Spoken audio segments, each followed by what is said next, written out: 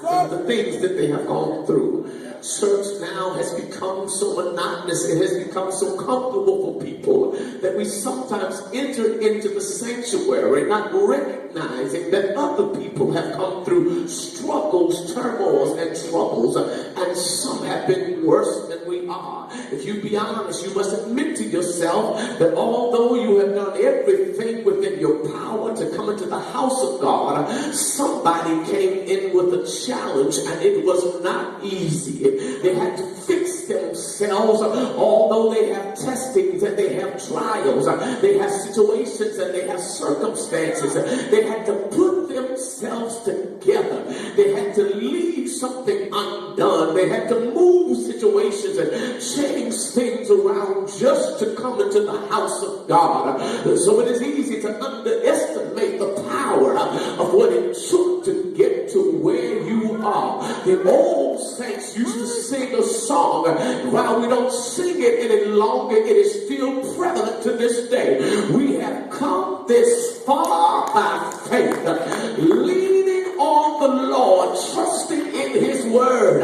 He has never failed us yet. So you must understand, you must begin to imagine in your mind some of the struggles and the turmoils that the church of God must go through. But Jesus has given to us a word of prophetic proportion, and He speaks. And as He speaks upon the confession of that upon Peter, upon this rock I'll build my church, and the gates of hell shall not prevail against it. He is not speaking about a mere building of mortar and rocks and bricks. Neither is He speaking of a place that is a stubble, but He is speaking upon the life of every individual of the church. If you would just look at somebody and tell them, I am the church. And because I am the church, God has decreed and declared, no matter what happens in your life, you just cannot go down.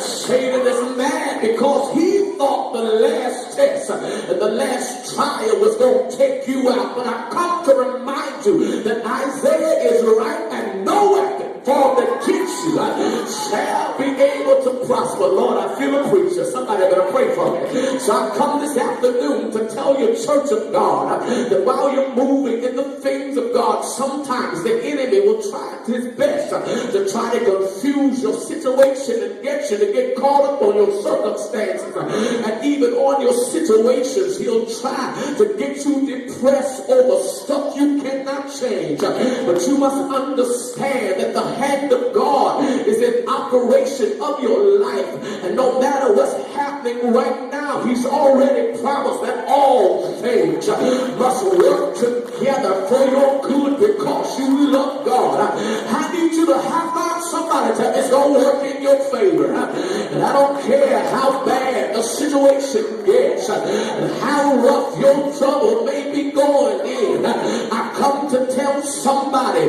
that the best is still yet to come.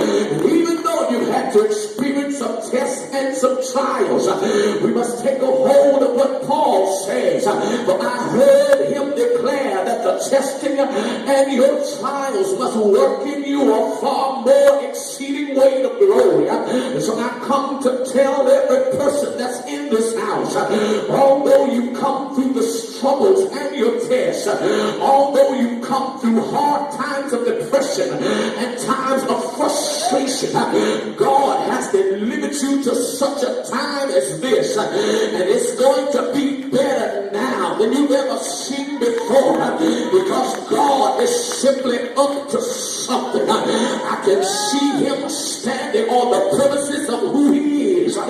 He's simply God all by Himself, and He don't need anybody else. And I came to tell somebody better pray for me, because I feel a serious preacher that despite the things that are happening, God is still up to something. I need you to touch about 5 folks and tell them He's up to something. So you cannot give in too soon. Don't you dare throw in the towel. I know it's not easy, because serving God is not an easy thing, because anybody who decides to serve God must go through troubles and temptation. But I've come to remind you of God's word. He said you have already overcome the world. And so it does not matter what's around you. God is getting ready to bring something out of your mere little situations. So you got to understand now. We look in our text, and there's a man by the name of David. David had to go through a whole lot of stuff. He had to deal with frustration and family. He had to deal with ostracism.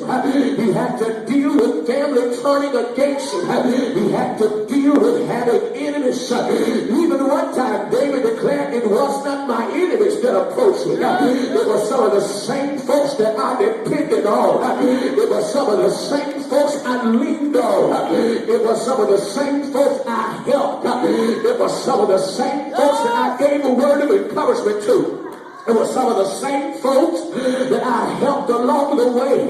But I've come to tell somebody in this house, don't get distracted about folks that are around you that don't understand that they really owe you.